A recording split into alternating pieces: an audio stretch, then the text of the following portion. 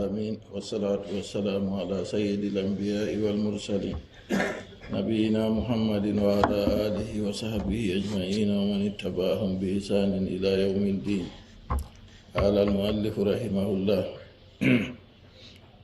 قال المؤلف حفظه الله: المسألة الرابعة مسألة نيابة بماذا يعرف دخول شهر رمضان بدون أندر سينات ولو رسومه. يجب صوم شهر رمضان بأحد ثلاثة أشياء. دون واجب صوما ولو رسومه بقوتل كوجتتي. كمال شعبان 30 يوما إجماعا. تم ولو رسومه ñalɗe sappo e tati dow pottal. Ko nini lewru wayrodu suuma e timmi ñalɗe sappo e tati, yimɓe fuu tabbitini tawɗo ka wala se ko sam janngo ka ɗum goore suumay kadi wala no wiira ɗum muya haawa se to yi lewru kam ko wala no ka wara. Nden ɗiɗaɓol wa ruyatu hilali ramadan, e yigo melde ramadan. ñalɗe nogasa joyanayi wayrodu suuma e mari, amma nde hiiri gondamel de yiyama to ɗo bo wajibi janngo se suumo kadi. Ɗi gawli sallallahu alayhi wa sallam ngam konngol maako mo salatu allah e jam muɗum tabitani: suumu li ru'yatihi wa aftiru li ru'yatihi. Suume ngam yiki nde, ngewe bo ngam yiki nde melde lewruje darata pamarum ɗo. Hadisol Bukhari filli ɗum, hadisol ujunere temeɗɗe jeenayi e jeenayagol. Muslim fillingol hadisol ujunere e sappo e jeetati e go'abol, hadisi abi hurairata radiyallahu anhu. Wa wujudu ghaymin aw qatadin fi madla'i laylati 30, tawego duule malla sollare ha jonta kam jemmare cappane tatabre min sari sabara dow wayroɓe cuumay. To waɗi noon nan ɗo yahulu dunahu ɗon henda ga en yigo lewru. Limara wa umara anna nabiyya sallallahu alayhi wa sallam qala: sumu li ru'yatihi wa aftiru li ru'yatihi. Suume ngam yikinde, ngewe bo ngam yikinde. Fa in gumma alaykum faqdiru lahu. To ni meldema wirnama dow mum oɗon hoddirane ɗum, yani dayibu alayhi billane ɗum. Min gawli konngol maako ko man qudira alayhi risquhu, ay dow yiga alayhi risquhu, mo risque muɗum ɓilla dow muɗum. Mana man ɗumejum kanjum nden bo on hebbidina ñalɗe timma kadi sappo e tati nden janngo on fuɗɗa suumay. To ɗum suumay bo timma sappo e tati nden janngo laato julde to duule ko bo sollare waɗi on giyayi lewru. Hadisol Bukhari fillingol hadisol ujunere e temeɗɗe jeenayi, non hadisol ujunere e temeɗɗe jeenayi e jowegoyaɓol. Muslim fillingol hadisol ujunere e capanɗe jeetati. Yo ɗo holli en hadisol man ɗo ɗum hadisol tabitingol haade de modiɓɓe mawɓe ɗo ɓe fuu maɓɓe ɓe pillingol. Wa taryibul iddati an yusaba sabanu 29 yawman. Kanjum woni timmingo limgal man ɗo an yusaba sabanu, lewru wayrodu suumay hiise 29 yawman, ñalɗe nogase jowenayi. A seeɗo andini en seeto kala lewru fu en ɗo andi kadi nde ndu darata ɓe nde ndu timmata. Wa kana ibnu umar ida haala duna matla'ihi gaymun aw qatarun asba sa'ima. Amma abdullah ibni umar ibnul khattabi radiyallahu anhuma, kanko o laatake to nini duule waɗi ko malla sollare waɗi yande ñalli nogas e jowenayi lewru wayrodu suumay, to kanko janngoɗo fina o cuumiɗo. Hadisa rawahu Abu Dawud. Wa ibn Umar huwa rawi al-hadisi. Abdullah ibn Umar man kanko woni pilluɗo hadisol man. Wa ilmuhu bihi tafsirun lahu wa amaluhu bihi tafsirun lahu. Kuugal maako huwata ɗo ɗum tafsirgo hadisol man. Wa anhu la yasumu, non fillama ha maako bo suumata. To nini laatake yande duule ko malla sollare waɗi ɗum nogas e jeenayi lewru wayrodu suumay, yimɓe raari giyayi lewru, to janngo man o sumata. Li qawli alayhi salatu wassalam, ngam konngol maako mo salatu allah e jam muɗum tabitani: fa in gumma alaykum fa akmilu iddata sabana 30 yawman. to nini lewru man wirni dow moɗon melde wirni on yayde to timmini e kadi limgal wayrodu suumay ñalɗe 3 hadis o cahigol jangginegol mi wayde to nden kam dow majum woni yimɓe gonata kadi ta goɗɗo wi'a kanko duule waɗi ko sollare waɗi ɗo accu o suuma to fototiri lewru wartima kanko kam o suumi o lima go'ore mako to warta bo nami heɓan bar jaari kam to a waɗi noon may to fototiri lewru man warti ɗo e antama ha suumay ngam suumay maman be seko bo huwata kugal dina ko a ñaldi suumugo ha hiiri fototiri lewru warti yande man yo kayre kam a ɗumanatande a taskititande to nini habaru nanaka sam kam kayre ka yoɓani waɗi an ko malla yimɓeji pat nani lewru man wartino daga kikiɗe an ka nanayi an ka a wi accu a suuma non to fototiri lewru wartima a suumake yowa to lewru warta bona heɓan bar jaari to fototiri lewru warti a nanayi no a waɗi aniya ɗo a yoɓan ñalomare man ta somu sam kanjum waɗi to hiiri yande 29 abre ɗo hani en fuu en gatana radio ji hakkilo boɗɗum ɗum julɓe modiɓɓe anduɓe no lewru man ɗaɓɓitirte anduɓe haaji goɗɗi feere to heɓi lewru man matinaɓe habaru nden ɓe lutta matingo en to a matini tata seku sam wali anna fi awwali sahari shakkan ngam arande lewru ɗo woodi seko to nini wayrodu suumay ɗon 29 ko malla lewru suumay ɗon 29 jotta kam janngo 17 na ko malla janngo ka lewru nduya daroto to ɗum woodi seko hen muɗum fa asbahalu sahwi summa warada anna nnasa tabaun lil imami fi dhalik to ayi ɗo famuga boɗɗum gurte useni irin koje ko on gorri ɗo bolle ɗe yimɓe bolwata ɗo handayi summa warada joli anna nnasa yimɓe tabiun lil imami fi dhalik ɓe tokkanɓe laamiɗo ha bolwa ɗum wi imam kanka andi imam julde moye mari metalawol julde may imam ɗo laamiɗo julɗo on wolwante fa in sama samu to laamiɗo julɓe suumi cuume wa in aftara aftiru to o yewi bo ngewe li qawli sallallahu alayhi wa sallam ngam konngol annabijo mo salatu allah e jammuɗum tabitani sawmukum yawma tasumun wa adhakum yawma tudahhun suuma e moɗon ñalomare on cuumata layha moɗon ñalomare on layhata a meeɗi nanugo jotta kam yimɓe anaya e juuli layha an tan laamiɗo julɓe juulayna a to e juulata kadi hadisa ol sahingol akhrajahu biha jallafjir tirmiji wurtindirgol banni hadisa ol 1697 dara gunni wurtinigol hadisa ol 257 bay hagi wurtinigol hadisa ol 257 min hadisi ابن المنكدر عن عائشة رضي الله عنها وأثبت البخاري سماعه منها بخاري بوتبتني ابن المنكدر دونني حديث منها عائشة وإن كان لا يخلو سنده من مقال هو غمتو غرغل حديث من فروتا إبغو إبولبو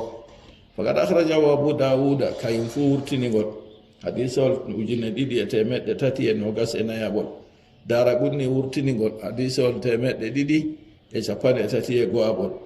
bay hagi wurtinigol hadisa on 155 e 55 min tariki muhammad ibn al-munkadir an abi hurayra bi lafzin fitrukum yawma tuftirun wa adhakum yawma tudahhun julde mon suumay ñalomare on fu moɗon on juulata layha moɗon julde mon layha ñalomare on fu moɗon on layhata وله طرق أخرى ودني حديث المندة قد أما وإذا تسلم من الضعف نقول ستا إبقى تنبرك ويتقوى بمجموعها حتى حسنه الترمذي دات حديث المندة فير جلدودي تلقاوتي دو حديث المسلم بدي ربي ما جنكدي ترمذي كيجو إني نقول حديث حسن وصححه النووي في المجموع يا ابن شرف النووي كان كبو صحيح نقول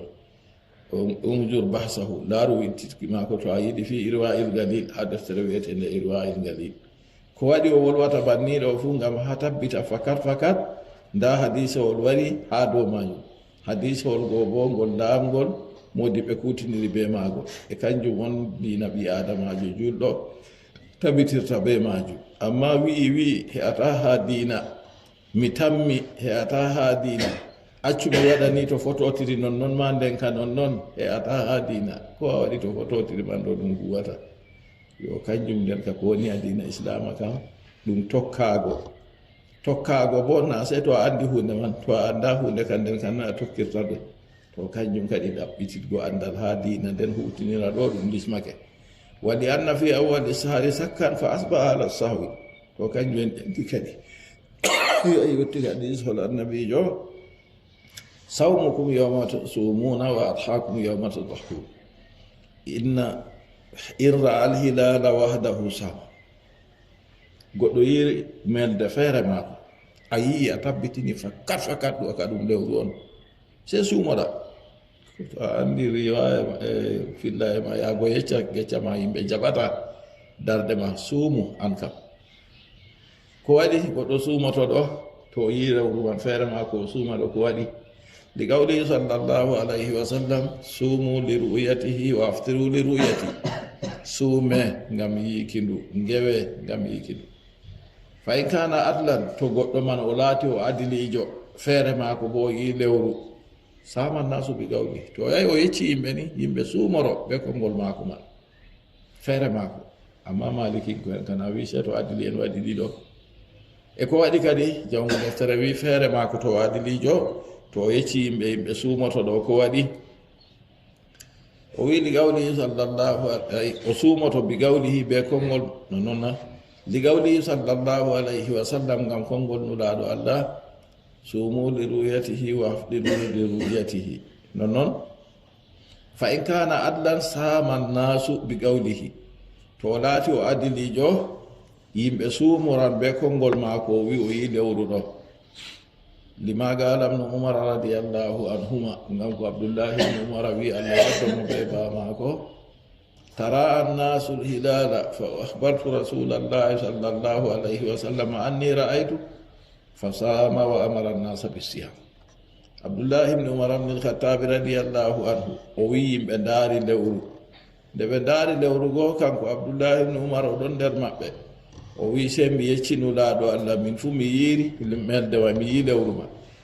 ɗon nulaaɗo Allah suumi umri yimɓe bo bay suumaaki haa ɗo ɓe wi nulaaɗo Allah ƴamay mo an be moy yi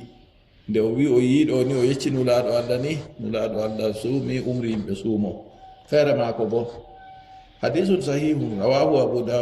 abu dawud fillingol hadisa ujune 2,314 daarimi fillingol daaragunni fillingol hakim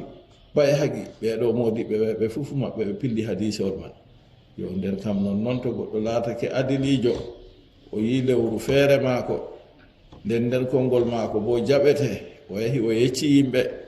to laamiɗo julɓe jaɓini se matina yimɓe tan yimɓe cuumo nden kam jotta ha yewugo fuu nonna to jotta ka suumugo en goni taw wali annahu mimma tariqu ngam ko laati ha nder ɗate muɗum almushahada yiiki ko ɗaɓɓititte kam yi'e lewru man dari kanjum ɗaɓɓititte ɗum nden fa dakhala bihi fil farida ɗum nastiri be majum ha farilla kadi fa qubila min wahidin ka wakti sala to nini laatake yiigo lewru suumay on farilla waɗata yimɓe suumo taw ɗum laatake ɗum farilla ha giɗɗe man nden ka goɗɗo gooto to yi nden o adilijo jotta ka farilla go dari kadi jotta ka sey yimɓe cuumo to ngam majum waɗi kadi goɗɗo gooto to nini o adilijo o yi lewru ɗo yimɓe suumoto bana wakkati julde a yeyi wakkati julde ɗo na dadanna feere maako gooto no seetinta yimɓe fu juula ɗo na wal mutabaru fi ru'yatil hilal ko taskititte ha yiigo mel de ar ru'yatul basariya giɗɗe ɗe gite on taskititte ar ru'yatul basariya giɗɗe ɗe gite goɗɗo yiira ɗum be gite on nana andi hisabu a andi mathématique a fiya jonta ɗo burjol kaja en goni ha fasduwol kaja lewru kajaru ɗo ñalɗe mum ni kaja ñalɗe mum ni kaja ɗo hande 1 du matin ɗo fuɗɗa ha jamdi ni be minti ni kaja ñalomare janngo fuɗɗata ɗon lima jotta kam horre ka janastan ni to wari ha nange muta ɗo hidde ko nden ɗo lerni ɓe mintini lewru bo waɗan ha dede kaja yande man ɗo lewru daran wiya sumiraɓe ma kay waɗata kañum hisabu ma ka fiwa wallina sera ayiye kala diraɗo na yake feere na yadata na yake feere ɗo yadda yake feere yadata to ɗo man on jotta kam na kanjum taskititte ru'yatul basariya giɗɗe ɗe gite ananayi ɓe heɓini Cameroun appareil ji jotta ka je ɗaɓɓitirgo lewru man na ɓe keɓi province tati ka ɓe hokki ɗum tawon hidde ko ɓaawo ɗo na dow province kadi ɗum wolwira Yahunde Douala be Kusi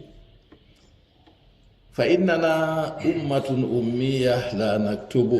o wi enen ɗo ɗum ummatore umma birnere nde windata wala nahsibu min kiisata bo fahin to ko artino ha islama arab en ɗo windugo wewatgo lissafi ɗo na ɗum kugal maɓɓe jangugo ɗo ma ɓe ɗon no yiyano bana hunde lesde no so nande dina islama wari waddi ikra fala yutamadu alal hisabi fi dhalik kanjum waɗi tugatake kadi dow hisabu ha bolwa ɗum ɗo dow hisabu ana andi mathématique a wawan heftugo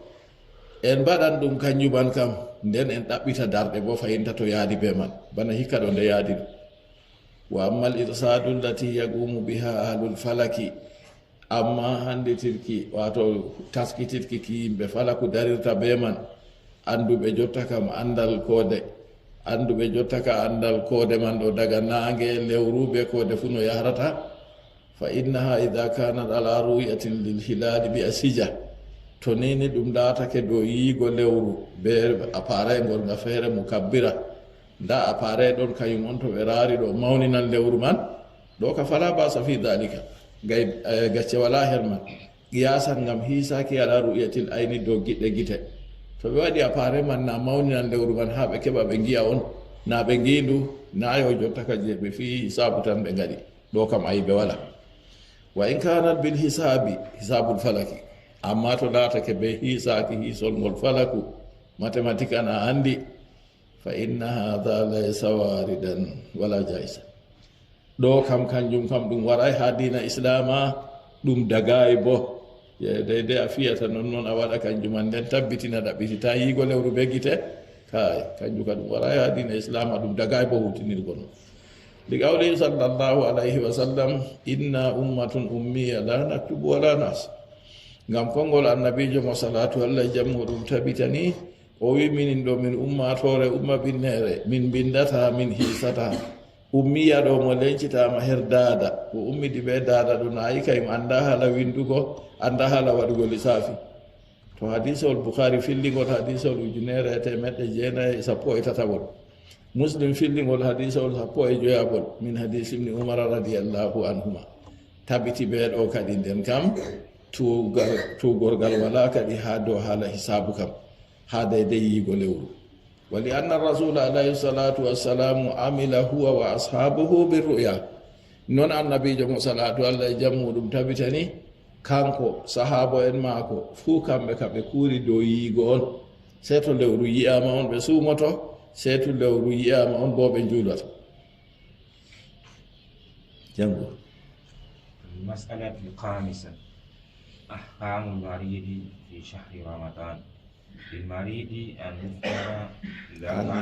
يفطر إذا كان الصوم يزيد مرضا. المسألة الخامسة يوم الافتراء في جهولة وفي مسألة جوابة دكتور عائد القرني إذا كان الصوم يزيد مرضه تنين سوما إداتك يزيد مرضه دون بس دنيا معكو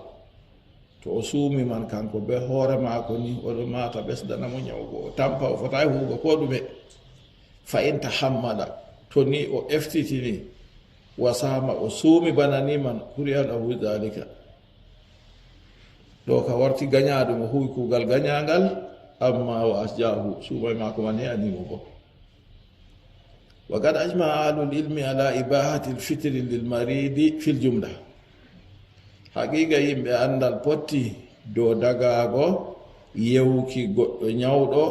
ha moggal majum to nini o ñawɗo suumugo saɗananmo ɗo o yewa suumay maako wal aslu fi asliha majum qawluhu ta'ala kongol mako bagido faman kana minkum maridan aw ala safarin fa iddatun min ayyamin ukhra faman kana minkum molati der modon maridan nyawdo aw ala safarin malla do jahangal fa iddatun limuki min ayyamin ukhra ibbe jalo maje godde na yi maridan go to nayni sumu go wan sadaran mo do yewa wal maradul mudihu lil fit wal maradul mubihu lil fitri nyaw daknan ngu yewo go sumay huwa al maradu sadidu alladhi la yazidu bisaw kangu woni nyaw chatungu amma to o sumi man do be non fu nyaw man gu besdata kam aw yahsa tabatu bur'ihi fi saw yuhsa malla bodo hule sabbititki yamdititki mako be dalila sumay to do suma do yamdititki man neban yo don ka fu ewan qila li ahmad mata yuftiru al marid imam ahmad bin hanbal rahimahullah o jama man de on goddo nyawdo ka yewata sumay qala idha lam yastati to wawata sumu amma to wawi sumu kandi kana mo sumu ila wiya ma mislul humma bana jontana bana pabboje to nangi goddo nina qala imam wiyo wa ayyu maradin asaddu min al humma nyawngu yewo buri pabboje satugo kadi to kayum ka to wadi der ka hoddi makadi o sumu o yewan sumay mako to o woli dum masailu masalihil imam ahmad masailu maslahil imam ahmad dum masalaji maslahu hedi imam ahmad rahimahullah ha don on o wolwi ha deftere o wiyata kabbol tatabol be sappo e nayabol o wolwi dum ha hadisa ol ujunere temedde didi e nogas e joyegoyabol non hadisa ol ujunere temedde didi e nogas e jeedidabol imam ahmad wolwi dum wonjo tafsir al mas'alati fil mughni laru wangin bo mas'ala man labbingo ka deftere wi'etende mughni arari ton do a heban besdari kadi de ko beddata labbinan goma wa huki an ba'di salafi annahu abaha al fitra bi kulli marad yemba ma bo ha yoga salafi ko en kanko o dakni yewugo suma be iri nyaw konguye hatta min waja'il asbu'i wad dirsi o wi ha ko nawuki hondu malla nawugo nyindare gaggirda indere ma de a ƴakkirta kuje ɗo ko kayra nawi hey indere ka ɓurda nawgo dey li umumi l aya ngam huɓuki aya wa li anna al musafira yubahu lahu l fitre ngam jahowo jahangal bo daganan mo yewuki wa in lam yahtaj ilayhi ko bukaka yewugo man fu fakadhalika al maridu ɗo o hujjiri kadi o wi non no ñawɗo bo ko ñawman laatake pamaru ni daganan mo o yewa sumay daga noon o wi dey na o wi wajibi o yewa ma andi sumago ɓuranimo kadi wa sahihu kongol cahigol kam anna man lam yudihi l maradu andu mo ñawtorray ɗum wala yashuɓɓu alayhi ñawma e saɗanaymo fa inna alayhi siyam anduɗo ka lismake ɗo mako sumago li annahu shahidun li sahari la yudihi sawm ngam o yahlirɗo lewru dari ñawman bo torratamo nden ka o sumota wa sardul maradi l mubihi lil fitri sarɗi ñaw daknowu yewki huwa ma yuhafu minhu darar kangu woni ñaw ngu torra hulete her muɗum hawtade be to o suumi fa ida tahammala al maridu wa sama ma hadha faqad fa'ala makruhan to nini goɗɗo ñawɗo eftitini bananiman o suumi hawtade be o ñawɗo man bananiman to o huwi gañaɗum a andi to goɗɗo huwi no gañaɗum bona junuba wala her mum amma to farilla kam na wodi barjari o windi ma yatadammanuhu min al idrari bi nafsihi ngam kanko nde o ñawɗo nden o eftini o wi o suumoto o suumi ɗo woni her majum kadi torruki hoore maako wa tarki accuki man bo tahfifullahi ta'ala to ni o ñawɗo nden o acci o suumaki ɗo ɗum hoynuki ki Allah ɓagiɗo hoynani wa qabulu rukhsatihi e jaɓugo bo hoyende nde Allah hoyni wa sihu sawmu wa yujiu hawtade be non mande ni o suumoto oɗo torri non o ñawɗo o suumi to suuma e maako man ɗo he'anani li annahu azimatun ubiha tarkuha rukhsa ngam ɗum taynori ɗum suuma e may wajibi se o suumo accuki suuman man ɗo be o ñawɗo man ɗo ɗum daknama ngam dalila hoytinki on fa ida tahammalahu asja to ni hawtade be o ñawɗo man fuu o eftitini nonnoon o habdi o suumi bo he'anan mo kalmaridi alladi yubahu lahu tarkul jumu'ati fa yahduruha bana goɗɗo ñawɗo yaago maako ha jum'are caɗɗum o wawata yaago to daganinomo o acca jumugo man se to o yamɗiti o wawi yaago nden be noon man o habdi o yahliri ha jum'are man ko jum'are man ɗo he'anan mo walladi yubahu lahu tarkul qiyami fi salati fa yaqumu biha noon goɗɗo mo dagantamo accugo ƴummaago ha julde to se o jooɗa o juuɗa daganan mo o jooɗa o juuɗa nden oɗo habda ɓe torra o ƴumma o dara o juuɗa to ɗon fu kanko huɓanniman he'anan mo gacce waɗa wa sahihu anna alladi yahsa ziyadata almaradi bisiyami yubahu lahu lfitru khawfan mimma yatajaddadu bisiyamihi min ziyadati almaradi wa tatawulihi ko laati sahi ɗum kam goɗɗo mo hulata ɓesdorago ñaw be sababu suumaki dagani mo o yewa suuma e maako ngam hulgo dede ko hesɗititta ha ñaw man warta ñawgo ɓesdoro ñawgo neeɓa o yamɗititta be sababu suumago kanjum waɗi yiɗanama mo o yewa fa ida khafa ala nafsi min hadha almaradi law sama kana tarku siyami lahu awla to nini o hulani hoore maako o iggo e ñaw ngu to ni o suumi o ɗum yiyata o suumi ñaw man ɓurtan torugo to nden kam laatake accugo suuma e man on ɓuri handango mo o yewa on ɓuri handugo wala yadkhulu fi ma yubihu lfitra min almaradi waja'u dirsi waljurhi fi lasbu'i waldummali walburhati lyasira waljarabi walramat wa asbahi dhalika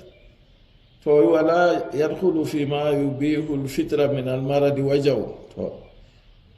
naawal la ñiindere naawi o yaka wi ko ñiindere naawi no to oɗo wingam ñiindere ma ko ɗo naawa to dagantamo o yewa suumay ñiindere wonde kam wane dey o yewan ñiindere meɗe naawgo modi bote mo hafijawullah non noon musɓere balmande seeɗa balmimo fuu o wingam man o yewata ha hondu ma ko waɗi balmande waɗi hondu felminan non noon dummal waɗi mo jotta kam bana iri putte feere waɗata burhatul yasira kuuduje seeɗa seeɗa jarab ñañaare ramat ɓoñu gite ma ko ɗo naawa ko asbahu dhalika be ko nandi bolwa ɗum ɗo o wi ɗo ka fu ngam majum o yewata suumay fa inna hadha la yasuqu ala sa'id ɗo ka je waɗi man ɗo kanjum ka ɗum saɗan da cuumiɗo suumugo amma ɗum saɗan dey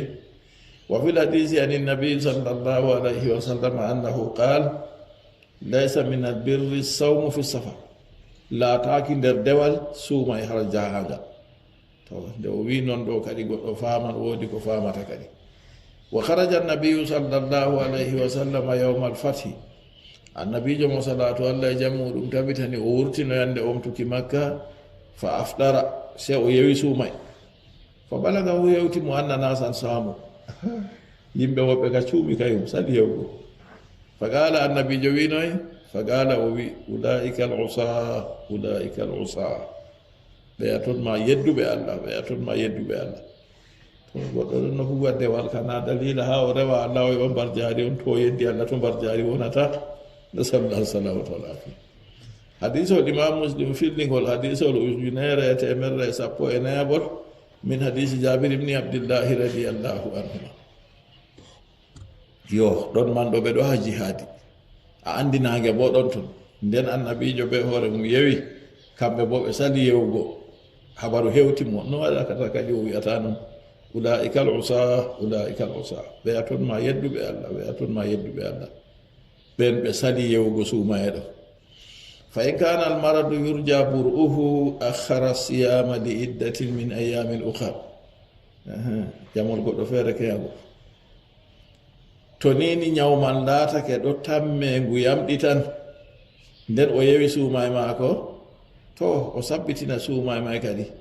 nden o lima ñalomaje goɗɗo feere o yoɓa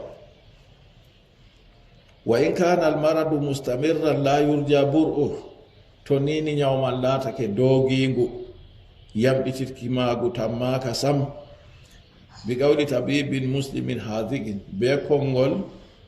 docteur jo juulɗo ƴoyɗo annduɗo haala ñawdigu kanko on wi ñaw ngu ka ngu yamɗitata o faɓɓiɗan be maagu to fa inna alayhi an yuɗiman kulla yawmin miskina anndu lismake dow maako kadi o ñamna kala ñalomare fuu jurumɗo en mbino ko ɓurata saahugo ɓurata laaɓugo ɗo yande to weeti yimɓe ñalli suumaago to hiiri to naange muti o muuda muddu gootel o hokka sadaka halas wala ko on dow maako janngo bo banni fayin li qawlihi subhanahu wa ta'ala ngam konngol allah mo seni e ɓangaare woodani wa ala alladhina yutiqunahu fidyatun ta'amu miskin woni dow yimɓe baawanɓe suumay sootaari ñamnuki jurumɓe galam no abbasin kana ruksatun li cheikhi wal mar'atil kabira hoynuki ki laatanaken dottijo nayejo ɓe debbo mawɗo nayejo nden wahuma yutiqani siyama amma ɓe mbawan suumugo kam kadi kamɓe mana wodani ɓe an yuftiraɓe ngewa wa yuɗɗima ɓe ñamna an kulli yawmin miskinan ha kala ñalomare fu jurumɗo nde ha suuma e ma e ɓaddi ɗo ni goɗɗo wiyata ham dada ma ko nayi masin o yiɗi o yecca ɗum o haɗa ɗum ta suumo mimo kaye taha ɗum haɗimo ɗo waddan fitina hakkunde ma be maako accumo to o suumi o tawi salori mo a wiya mo yewa jam na o yewan koye ɗum tan on bonday ko ɗumen o wiyama nomi waɗata kadi a wiyamo to ñalomare fo hokka miskin jo muddu gotel nde hiiri fuu a muudanamo mbiyanɗo mi muuda muuɗoje mayɗe fuu daga aran mi hokka a andi lewru suuma e ma ñalɗe no waɗata na no gasa jeenayna ko capay tati dow ɗume a mudirta ɗo ka goo ɗiɗaɓol man a andi yottan haragare lewru suuma e ma a mayay kam na na kadi kanjum wala no a mudira daga arande suuma diye lewru pat a hokka amma rowani on a suumay no saali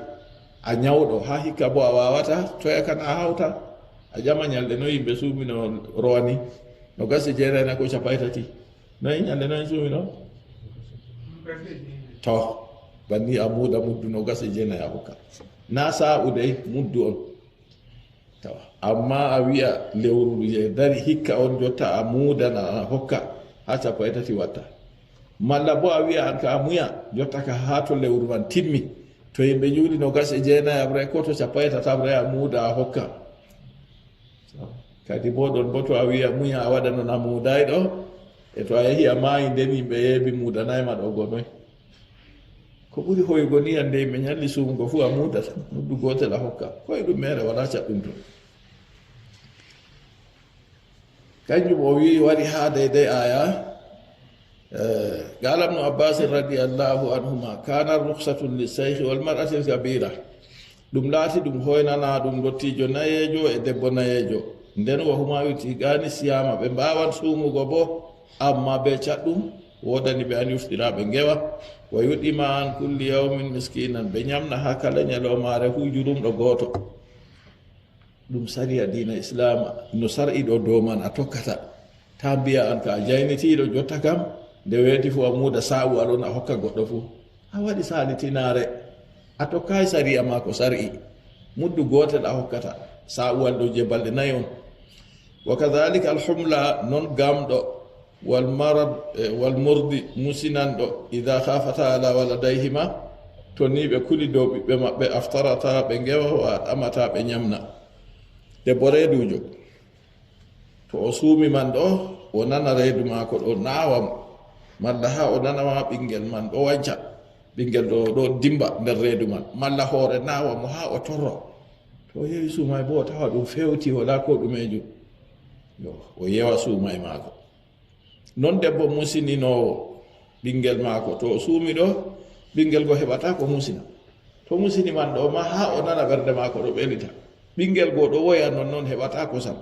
kanko fu o yewa o musinina ɓinguel maako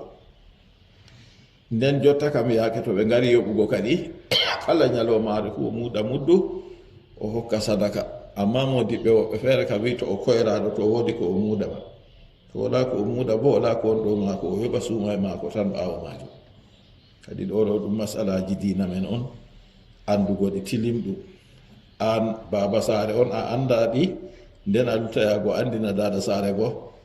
to sakkuma a wita o yaha o janga a wi to o wi o yahano janga ni dotegal maako